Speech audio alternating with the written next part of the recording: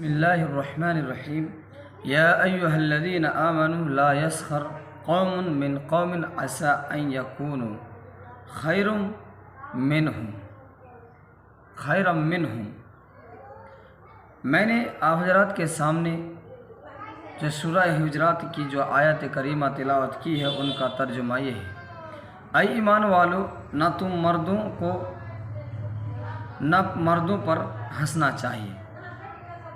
کیا عجب ہے کہ جن پر ہنستے ہیں وہ تم سے بہتر ہو جائے خدا کے نزدیک، اور نہ عورتوں پر ہنسنا چاہیے۔ کیا عجب ہے کہ وہ ان سے بہتر ہو، اور نہ ایک دوسرے سے تانا دو، اور نہ ایک دوسرے کو برے لقب سے پکارو۔ وہ ایمان والوں کے بعد کا گناہ کا نام لگنا ہی برا ہے، اور جو ان حرکتوں سے باز نہ آئے تو وہ ظلم کرنے والے ہیں۔ اے ایمان والو، بہت سے گمانوں سے بچو، کیونکہ بعض گناہ ہوتے ہیں، اور سراغ مت لگایا کرو، اور کوئی کسی کی غیبت بھی نہ کیا کرے۔ کیا تم میں سے کوئی اس بات کو پسند کرتا ہے کہ اپنے مرے ہوئے بھائی کا گوشت کھائے؟ اس کو تم ناگوار سمجھتے ہو، اور اللہ سے ڈرتے رہو، بے شک اللہ توبہ قبول کرنے والا مہربان ہے۔ بزرگوں، دوستو، ان آیت کریمہ میں اللہ تعالیٰ نے مسلمانوں کے باہمی تعلقات کی تصویر کھینچی ہے، اور بتایا ہے کہ ایک مسلمان کو دوسرے مسلمان کے ساتھ کس قدر ہمدردی اور باہی خواہی کا سلوک کرنا چاہیے، اور ان کو اذیت دینے والی اور تکلیف پہنچانے والی باتوں سے بچنا چاہیے۔ آیت کریمہ کے علاوہ وہ احادیث نبویہ میں بھی یہ ہدایت جا بجا ہوتی ہے۔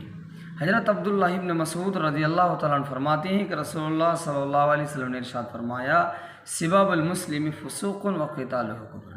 مسلمانوں کو گالی دینا فسق ہے، اور اس سے قتل کرنا کفر ہے۔ لا تؤذوا المسلمین، اپنے مسلمان بھائیوں کو ایذا نہ پہنچاؤ، تکلیف نہ پہنچاؤ، ان کی برائی نہ بیان کرو، ان کو عیوب نہ تلاش کرو، اور نہ جو شخص اپنے بھائی کا عیب تلاش کرتا ہے اللہ تعالیٰ اس کا عیب تلاش کرتا ہے، اور جس کا عیب اللہ تعالیٰ تلاش کرے گا اسے رسوا کر دے گا۔ میرے بھائیوں، اگر ہم چاہتے ہیں کہ دنیا میں ترقی کرے، ہمارے عظمت قائم کو واپس مل جائے، تو ہمیں دیکھنا ہوگا کہ ہمارے آپسی تعلقات کس قدر کی قسم کے ہیں۔ ہم ایک دوسرے کے خیرخواہ ہیں یا بدخواہ ہیں، ایک دوسرے کے ہمدرد و غمگسار یا جانی دشمن ہیں۔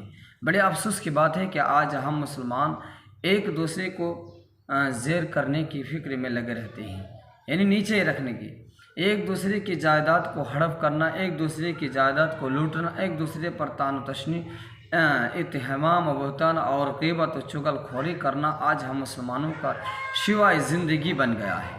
حالانکہ حدیث میں آیا ہے کہ سچا پکا مسلمان ملء الایمان، یعنی کامل الایمان مسلمان وہی ہے جس کے ہاتھ و زبان دوسرے مسلمان کے لیے محفوظ ہے۔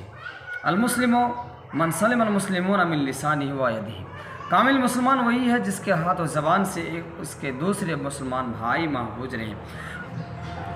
قرآن و حدیث میں مسلمانوں کے جو آپ سے حقوق بیان کیے گئے ہیں، ان سے اندازہ ہوتا ہے کہ ایک مسلمان کو دوسرے مسلمان کے لیے سراپت خیر ہونا چاہیے۔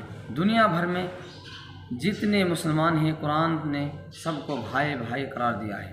سورہ حجرات میں ہے: انما المؤمنون اخوہ، تمام مسلمان آپس میں بھائی بھائی ہیں۔ بخاری شریف کی حدیث میں ہے کہ المؤمنون کا رجل واحد، تمام مؤمنین فرد واحد کی طرح ہے، یعنی ایک ہی ہے۔ اگر آنکھ میں تکلیف ہو تو پورا بدن تکلیف محسوس کرتا ہے، اگر سر میں تکلیف ہو تو بھی پورا بدن تکلیف محسوس کرتا ہے۔ ایک دوسری حدیث میں مسلمانوں کے باہمی تعلقات و اتحاد تعاون کی ہے۔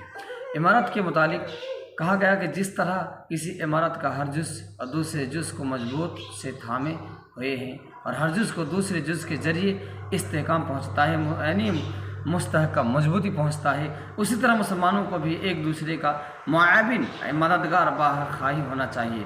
اپنی ہمدردی اور مدد کے ذریعے آپسی اتحاد اتفاق کی عمارت کو مضبوط اور استحکام عطا کرنا چاہیے تاکہ کوئی اسے گرا نہ سکے، تباہ اور برباد نہ کر سکے۔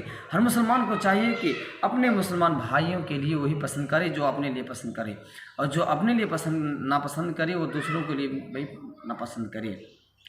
ایسا نہ ہو کہ اپنے لیے خواہش ہو کہ دولت مند بن جاؤں اور آرام و راحت سے بسر کروں، کوئی تکلیف اور پریشانی نہ ہو، مگر دوسرے مسلمان بھائی کی دولت ایک آنکھ نہ بھائی۔ مسلمان بھائی کا چین و سکون اور آرام و راحت سہان و روح میں بن جائے اور یہ فکر کرے کہ مجھے کوئی پریشانی نہ ہو، مگر دوسرا مسلمان خوب پریشان رہے۔ سوچ بچار کا یہ طریقہ اور غور و فکر کا یہ انداز سچے اور پکے مسلمان کا نہیں ہے۔